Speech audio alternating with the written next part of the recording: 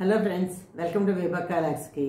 ఇవాళ మన టాపిక్ ఏంటంటే అందరూ పిల్లల్ని పెళ్ళి చేయాలి కదా. అందరూ ఆ పిల్లల్ని పెళ్లి చేసే ముందు ఎలా ఉండాలి, పెళ్లి సంబంధాలు ఎలాంటి సంబంధాలు చూడాలి, ఎలా మాట్లాడాలి, ఎలా ఉండాలి, ఎలా చేయాలి అనే టాపిక్ మీద సరదాగా మాట్లాడుకుందాం. చెరో వీడియోలోకి వెల్కమ్ అండి. పెళ్ళిళ్ళకి పెళ్లి చేయాలనుకున్నాం అనుకోండి, ముందుగానే వాడి జీవితంలో సమస్యలు రాకూడదు, వాడు సంతోషంగా కలిసిమెలిసి ఉండాలి, అత్తవారింట్లో సర్దుకుపోవాలి. ఆడపిల్లైతే మగపిల్లడైతే భార్యాభర్త అంటే కూతురు కొడుకు కోడలు అందరూ సవ్యంగా ఉండాలి, చక్కగా ఉండాలి. ఇలా రకరకాల ఆలోచనలు చేయాలి కదా.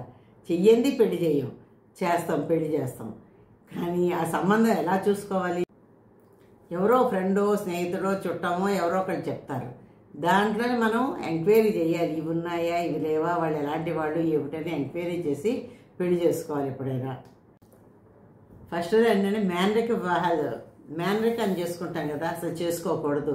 చేసుకోకుండా ఉంటేనే మంచిది అంటున్నారు నిపుణులు.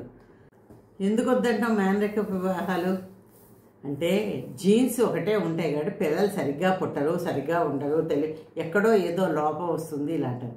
అయితే కొత్త వాళ్ళకు కూడా వస్తుంది అనుకోండి, అంటే వేరే వాళ్ళు కూడా అది వాడు చేసుకున్న పుణ్యఫలాలు పాపఫలాలు అనుకోండి. కానీ మేనరికాలు పూర్వం ఉండి మేనరికాలకే ఎక్కువ ప్రిఫరెన్స్ ఇచ్చేవారండి. మన ఇంటి పద్ధతులు, మన ఆచారాలు, మన వ్యవహారాలు మన ఇంటి పిల్లకైతే తెలుస్తుంది. బయట వాళ్ళు ఎవరో వచ్చి ఏం తెలుసుకుంటారు, వాళ్ళు అన్నీ నేర్పించాలి, వాళ్ళు ఎలాంటి వాళ్ళు వస్తారు, ఇలా రకరకాల ఆలోచనతోటి ఇదివరకు బయటికి సంబంధం పోనిచ్చేవారు కాదు. లోపలే ఈ అమ్మకి ఈ అమ్మ కొడుకు అమ్మ కూతురికి అని రకరకాలుగా చెప్పుకొని అందరికీ పెళ్ళిళ్ళు చేసేవారండి. దగ్గర సంబంధాలతోటేను అనుకోండి. చాలామంది అనుకుంటారు పశువులకి లేవు, ఎవరికీ లేవు, ఇక్కడెక్కడే కొత్త రూల్స్ మనకే పెడతారు, మేనరికాలు వద్దంటారు, ఇలా అనుకుంటారండి. కానీ దానివల్ల చాలా లాభాలు కూడా ఉన్నాయి. మేనరికం చేసుకోవడం అంటే పిల్లలు అంగవైకల్యంగానో ఏదో కాలో కన్నో లేదా పోలియోలో ఇలా రకరకాలు అవుతాయి. అలా కొంతమంది ఏంటంటే అంత ముందంతా బాగుంటారు, తర్వాత కొంచెం పెరుగుతూ ఉంటారు చూసారా, అప్పుడు కొత్త రకమైన అనారోగ్య సమస్యలు బయటపడుతూ ఉంటాయి అన్నమాట. ఒక్కోసారి ఏంటంటే సరి అయిన పిల్లలు పుట్టరు, అసలు కొంతమందికి పిల్లలే పుట్టరు. పుట్టినా కూడా వాళ్ళు సరి అయిన అంటే నార్మల్ డెలివరీ అయినా కూడా వాళ్ళలోని అంగవైకల్యంతో ఏదో ఒక జబ్బుతోటి పుడుతుంటారు అనమాట. అది మేనరికంగా అందుకు ఒప్పుకోరు, జీన్స్ ఒకటే కదా అని. తర్వాత ఏంటంటే 25 సంవత్సరాల దాకా పిల్లలకి పెళ్లి చేయకుండా ఉంటేనే మంచిది. ఎందుకంటే అండి వాళ్ళు చదవాలి, ఇవాళ రేపు ఇంటర్మీడియట్, ఇంజనీర్ తర్వాత పీజీ చేస్తే కానీ ఏమీ లేదు, లేదా డాక్టర్ అయినా కూడా పీజీ చేయాల్సి వస్తుంది. ఇలా ఇంత స్టెప్ బై స్టెప్ ఎదుగుంటూ వెళ్ళాలి కదా. కాబట్టి పిల్లలకి 25 సంవత్సరాల కల్లా పెళ్లి చేసేసారు అనుకోండి, ఎంతో హ్యాపీయెస్ట్ లైఫ్ వాళ్ళు లీడ్ చేస్తారు, మీరు చేస్తారు. ఆ పిల్లలకి ఇంకా 30 ఏళ్ళే కదా, 35 ఏళ్ళే కదా, 32 ఏళ్ళే కదా అని ఆలోచించకండి. ఏ వయసులో చేయవలసిన పని ఆ వయసులో చేస్తే ఎంతో ముద్దు ముచ్చటగా ఉంటుంది, చూసే వాళ్ళకి బాగుంటుంది, వాళ్ళు లైఫ్ని ఎంజాయ్ కలుగుతారు. 30 ఏళ్ళు దాటి 40 ఏళ్ళు దాటి 40 ఏళ్ళ తర్వాత నువ్వు కొడుకో కూతురుకో పెళ్లి చేస్తే వాళ్ళు ఏమిటి లైఫ్ ఎంజాయ్ చేస్తారండి? సమస్యలు, టెన్షన్లు, ఇలా నిల్చుంటే భర్త ఏమంటాడో అలా కూర్చొని ఆవిడ 40 ఏళ్ళు వచ్చినా ఆవిడ స్వతంత్రం లేదు, భర్తతో తింటూ ఉండడం, అలా చేస్తూ ఉండడం. కొంతమంది భార్యలు భర్తలు ఏదో ఒక మాట అంటూనే ఉంటారు, ఇలా చేశారు, మీరు అలా చేశారు, అప్పుడు నేను చెప్తే వినలేదు, ఇప్పుడు నేను చెప్తే వినలేదు, మీకు ఎంత నష్టమే జరిగింది అని ఆ సాధింపులు ఎక్కువైపోతాయి. కాబట్టి 25 ఏళ్ళు వచ్చిన తర్వాతే పెళ్లి చేస్తే హ్యాపీగా ఉంటుంది. 30 ఏళ్ళు వచ్చేదాకా ఉంచకండి పిల్లల్ని. ఏ వయసులో చెప్పాను కదా, ఆ వయసులో అందం ఆ వయసులో ఉంటుంది. 30 ఏళ్ళు వచ్చేది కొంచెం ముసిరిమొహం మొదలైపోతుంటుంది. కాబట్టి 25 ఏళ్ళకి పెళ్లి చేసి వాళ్ళని స్థిమితంగా ఉంచి మీరు స్థిమితంగా ఉంటే చాలా ఆనందకరమైన జీవితం గడుస్తుంది. 25 నుంచి 28, 30 లోపల పెళ్లి చేస్తే పిల్లలు బాగా సెట్ అవుతారు. మన రిటైర్ చేసిన మన పిల్లలు మన చేతికి అందుకుంటారు. పిల్లల కండంలోనే ఒక ప్లాన్ ఉండాలి, పిల్లలకు పెళ్లి చేయడంలో ఒక ప్లాన్ ఉండాలి. ఏదైనా జీవితంలో ప్రతిదీ ప్లాన్ వేసుకుంటేనే సక్సెస్ అవుతుంది. లేదు మనకి ఎప్పుడు ఏది తోస్తే అది చేసామంటే సక్సెస్ అవుతుందని నమ్మకం ఉండదు. అదృష్టం బాగుంటే సక్సెస్ అవుతుంది, లేదా అది కూడా ఫెయిల్ అయిపోతుంది. అప్పుడు ఇంకా మనోవ్యాధి ఎక్కువైపోతాయి. అయ్యో ఇలా చేద్దాం అనుకున్నా అలా అయింది, ఇలా అయింది మనం తిట్టుకుంటూ ఉంటాం. కాబట్టి 25 నుంచి 30 సంవత్సరాలు పెళ్లి చేస్తారు పిల్లలు ఎంతో చక్కగా లైఫ్ని ఎంజాయ్ చేయగలుగుతారు, హాయిగా ఉండగలుగుతారు. రేపొద్దున వాళ్ళకి ఇంకా ఇష్టం లేని సంబంధాలు అవి చేసి ఇంకా ముదిరిపోయాకో ఇంకా ముందు చేసేసినా కూడా వాళ్ళు మిమ్మల్ని జీవితంలో పట్టించుకోరు. వాళ్ళకి కావాల్సిన టైంలో వాళ్ళకి చక్కగా నచ్చజెప్పి వాళ్ళకి కావాల్సిందిగా అమ్మాయిని తెచ్చి ఈ కట్టకాల కూర కోసం ఆశించకుండా వాళ్ళు కోరిన అమ్మాయిని ఇచ్చేసి పెళ్లి చేసి అనుకోండి, లైఫ్ లాంగ్ వాళ్ళు హ్యాపీగా ఉంటారు, మిమ్మల్ని హ్యాపీగా ఉంచుతారు. ముఖ్యంగా అంటే 25 వయసు కన్నాను వాళ్ళు లైఫ్లో సెటిల్ అయిపోయి ఉండాలి. ది బెస్ట్, బాగా సెటిల్ అయిపోయి ఉండాలి. ఎంతసేపు అమ్మ డబ్బులు ఇస్తుందా, నాన్న డబ్బులు ఇస్తాడా అని చివరిదాకా 30 ఏళ్ళు వచ్చినా చూసేవాళ్ళు ఉంటారు చూసారా. అలాంటి పిల్లలకి పెళ్లి చేయకుండా ఉండడం బెస్ట్. ఎందుకు అంటే వీళ్ళు ఈ అబ్బాయి ఆధారం ఎలాగో వాడి మీద తప్పదు. ఇంకా పుట్ట భార్య ఇలా పుట్టపోయే పిల్లలు అందరిది ఈ ఫ్యామిలీ మీద బర్త్డే అయిపోతుంది కదా. ఈ అబ్బాయికి ఇంకెప్పటికీ బాధ్యతలు రావు, అబ్బాయి అయినా అమ్మాయి అయినా. కాబట్టి బాగా సెటిల్ అయ్యాడు, మంచి జీతం వస్తుంది, ఇక వాడికి ఏం డోకా లేదు అనుకున్నప్పుడు మటుకు వాడు వద్దన్న బలవంతంగా అమ్మాయిని చూపించి పెళ్లి చేసేయండి. అయితే పెళ్లి విషయంలో ఎలా పడితే అలా చేయకండి, బాగా ఆలోచించండి, 2-3 సంప్రదించండి, మీ అబ్బాయితోటో మీ అమ్మాయితోటో కూర్చొని డిస్కస్ చేయండి. చేసి అప్పుడు మీరు పెళ్లి సంబంధం సరి అయింది అవునా కదా ముందే ఎంక్వైరీ చేసుకోండి, అప్పుడు పెళ్లి చేయండి. అంతేగాని మీరు తొందరపాటు చేసి చేసేసుకోమ్మా అని బలవంతాలు చేయకండి.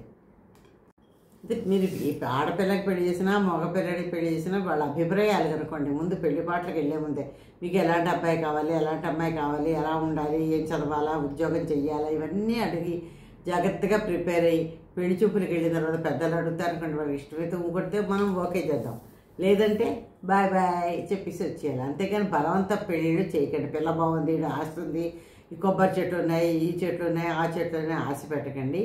చక్కగా బాయ్ బాయ్ చెప్పేసి వచ్చింది, మేము ఇంటికి వెళ్ళి తెలియజేస్తామని చెప్పి వచ్చేయండి అంతేను. కానీ పెళ్ళిళ్ళు చేసేటప్పుడు పిల్లల అభిప్రాయాన్ని అడిగి చెయ్యాలి తప్ప ఏదో మనకి నచ్చేసారు వాడికి ఆస్తుంది పాస్తుంది పిల్ల బాగుంది మన దగ్గర వాళ్ళు అని బలవంతం చేసి చేయకండి. పెళ్ళి అన్నది వాళ్ళ చాయిసే, వాళ్ళకి వదిలేడివే పిల్లలది. ఎందుకంటే జీవితాంతం వాళ్ళిద్దరూ కలిసి ఉంటారు, మనం ఎప్పుడో మధ్యలో చూపుగా వెళుతూ ఉంటాం వస్తూ ఉంటాం. అంతేగాని మనదేమి అక్కడ స్థానం ఉండదు, మనకి ఏమీ ఫలితం ఉండదు. వాళ్ళిద్దరు ఇష్టపడి చేసుకుంటే రేపొద్దున మన మీదకి నిందరు కూడా రాలేదు. నువ్వు బలవంతంగా చేసావు, నాకు ఈ అమ్మాయి వద్దను 2-3 ఏళ్ళతో కాపురం చేసాగా వదిలేసే సంబంధాలు ఎన్నో కొల్లలు వస్తున్నాయి. ఇప్పుడు ఇవాళ పిల్లలకి కామన్ అయిపోయింది కదా లవ్ మ్యారేజెస్, ప్రేమ వివాహాలు.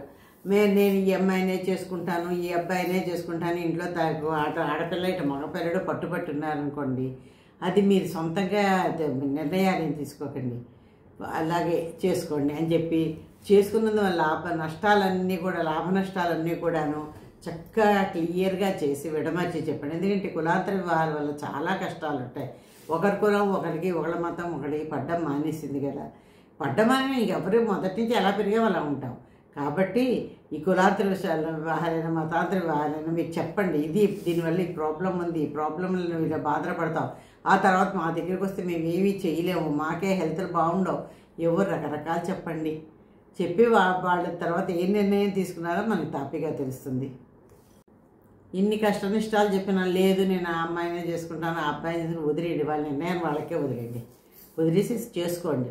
ఏ కష్టాలు వచ్చినా నష్టాలు వచ్చినా బాధలు వచ్చినా సమస్యలు వచ్చినా మా దగ్గర రాకండి, మీరే తీర్చుకోండి, మాకు తెలియదు అని చెప్పి దిక్కచ్చిగా ముందే చెప్పిస్తే వాళ్ళు అప్పుడు ఆలోచించుకొని చేసుకోవాలో వద్దో అప్పుడు వాళ్ళిద్దరూ ఆలోచించుకొని మనకు కబుర్లు చెప్తారు. వాళ్ళకి ఇష్టం లేకపోయినా మనకి ఇష్టమైన వాడిని తీసుకెళ్ళి బలవంతంగా పెళ్లి చేసామనుకోండి, జీవితంలో ఏం జరిగినా వాళ్ళు ఓర్చుకోలేరు, మానసికంగా చాలా కృంగిపోయి ఉంటారు కదా, వాళ్ళకి చాలా కోపం కసిగా ఉంటారు మన మీద. ఎందుకంటే బలవంతమైన పెళ్లిళ్ళు చేసాం అనుకోండి, మనకి నచ్చిన వారితోటి ఏ చిన్న ఇబ్బంది వచ్చినా మీ వల్లే అయింది, మీ వల్లే ఇలా జరిగింది, నాకు వద్దంటే చేశారు అనే నింద మీరు పడతారు, మనశ్శాంతి లేకుండాను బతుకుతారు. అదే వాళ్ళ ఇష్టం వాళ్ళ నిర్ణయం వాళ్ళకి వదిలేసాం అనుకోండి, వాళ్ళు హ్యాపీగా ఉంటారు, మనం కూడా హ్యాపీగా ఉండడానికి చాలా అనుకూలంగా ఉంటుంది. అప్పుడు ఒకవేళ బయట సంబంధాలు చూస్తున్నారనుకోండి, పిల్లలు కూడా బయట సంబంధాలు చూడమన్నారనుకోండి, లవ్వు గివ్వులే ఉంటాయి. అప్పుడు ఏం చేయాలి, ఎవరో సంబంధంకి వెళ్తాం, వాళ్ళు కొంచెం తెలిసిన వాళ్ళైతే ఓకే నో ప్రాబ్లం. అదే వాళ్ళు మనకు తెలియని వాళ్ళు అనుకోండి, అప్పుడు కొంచెం ఆలోచించి జాగ్రత్తగాను ఎంక్వైరీ చేయాలి. అందుకే అనేవారు కదండి పూర్వం ఇటు 7 తరాలు అటు 7 తరాల్లో చూసి పెళ్లి చేయాలని. అలాగే జాగ్రత్తగా ఆలోచించి ఎంక్వైరీ చేసి పర్వాలేదు అని 10 మందిని అడిగి అప్పుడు మనం నిర్ణయించుకోవాలి ఆ సంబంధం. అంటే కుటుంబం గురించి ఏంటి ఎంక్వైరీ చేయాలండి, వాళ్ళ ఆర్థిక పరిస్థితి ఎలా ఉందో చూసుకోవాలి, వాళ్ళ క్రానిక్ డిసీజెస్ ఏమన్నా ఉన్నాయా చూడాలి, కొన్ని అంటువ్యాధులు లాంటివి ఉంటాయో చూడాలి. ఆ తర్వాత వాళ్ళ మర్యాద కుటుంబంలో అందరితో కలిసిమెలిసి ఉంటారా, సంఘంలో ఎలా ఉంటారో చూడాలి. ఇలా మనకి తోచిన మనకంటే మన ఫ్యామిలీగా ఉండండి ఆ లాస్ట్లో ఏంటంటే అబ్బాయికి ఇష్టం లేదుందా అమ్మాయికి ఇష్టం ఉందా ఇద్దరికి ఇష్టం ఉంటేనే ముందుకు ప్రొసీడ్ అవ్వాలి, లేకపోతే డ్రాప్ అయిపోవాలి. అయితే ఎందుకంటే వాడు చెప్పిన మాట మాత్రం మనం విని పెళ్లి చేసుకున్నాం అనుకోండి, కొంతమంది చాలా అబద్ధాలు చెప్తారు. పెళ్ళి అయిపోతే చాలని వాడి దగ్గర ఏముండదు. ఆ తర్వాత కోడలు ఇంటికి వెళ్ళి నుంచి నానా బాధలు పెడుతుంటారు, నానా హింసలు పెడతారు. ఆ పెద్ద చేత ఇంకా ఎన్ని రకాల పట్టాలో ఎన్ని తిట్టాలి కొట్టాలి అన్నీ చేస్తారు. కాబట్టి ఎంక్వైరీ అన్నది వాళ్ళని అడగడం కాదు, ఊర్లో ఉన్న వాళ్ళని ఎవరు వాళ్ళకి తెలిసిన వాళ్ళని దూరం వాళ్ళని అడిగితే అసలు నిజస్వరూపాలని మనకు తెలుస్తాయి అన్నమాట. ఫస్ట్ పిల్లలు చెడిపోవడానికి కారణం తల్లిదండ్రులేనండి. కొంతమంది పిల్లలు చెడు ఎందుకు అంటే అతిగా గారాబం చేయడం, వాళ్ళు ఏది అడిగితే అది ఇవ్వడం, ఏది అడిగితే అది కొని ఇవ్వడం, కొండ మీద కోతి కావాలంటే కోతి తెచ్చి ఇచ్చేయడం. వాళ్ళు ఎన్ని మాటలన్నాను ఇది తప్పు, ఈ మాట అనకూడదు, వాళ్ళతో ఇలా ఉండకూడదు అనుకోటి చెప్పకపోవడం. మా పిల్లలు గొప్ప ఎంత బాగా మాట్లాడుతున్నారో చూడండి అని చెప్పుకునే తల్లిదండ్రులు ఉన్నారు. కాబట్టి ఇవన్నీ కూడా ముందు తల్లిదండ్రులదే తప్పు అవుతుంది. అతిగా గారాబం చేయడం వల్ల ఇలా అవుతుంది అన్నమాట. మధ్యతరగతి కుటుంబీకులకి పేదవాళ్ళకి ఏంటంటే పిల్లలు పెద్ద ఆస్తి లాంటి వాళ్ళు. ఎందుకంటే వాళ్ళు బాగా చదివించి మంచిగా సెటిల్ చేయించిన లైఫ్లోని మనకు నిశ్చింత ఉంటుంది కదా. హాయిగా ఏదో వాళ్ళు తోచిన తృణమో పణమో మనకి పెడతారు, మనని బాగా చూసుకుంటారు, అన్నీ చేస్తారు. ఆ పిల్లల్ని మనం సరిగ్గా పెంచకుండా వాళ్ళు అతిబుద్ధి చేసి గారాబం చేసి తర్వాత వాళ్ళు మొండివాళ్ళగా చేసేసి ఇవన్నీ వచ్చేవి మొండివాళ్ళగా ఇవన్నీ కూడాను మనం చేసే గారాబం వల్లే. కాబట్టి గారాబం చేయకండి, అలాగని కొట్టేసి చితగొట్టేసి తిట్టేసి చేయకండి. కామ్గా మెల్లిగా చెప్పుకుంటూను వాళ్ళ మాటలతోటి చేతలతోటి మార్పు తీసుకురావాలి. అప్పుడు పిల్లలు మంచి పౌరులుగా ఎదుగుతారు. అంతేకాకుండాను పెళ్లి చేసుకుంటే పెళ్ళైనా పిల్లడైనా పెళ్లి చేసుకుంటే అటు ఫ్యామిలీ ఇటు ఫ్యామిలీ కూడాను చాలా సంతోషంగా హ్యాపీగానే ఉంటాయి. వీళ్ళు సరే ఇంకా హ్యాపీగా ఉంటారు. ఇప్పుడు పిల్లలు ఇద్దరు ఉన్నాకండి, కొంతమంది ఒకళ్ళు ఎక్కువ చూస్తారంటారు. ఏ తల్లి ఏ తండ్రి కూడా అలా చూడండి.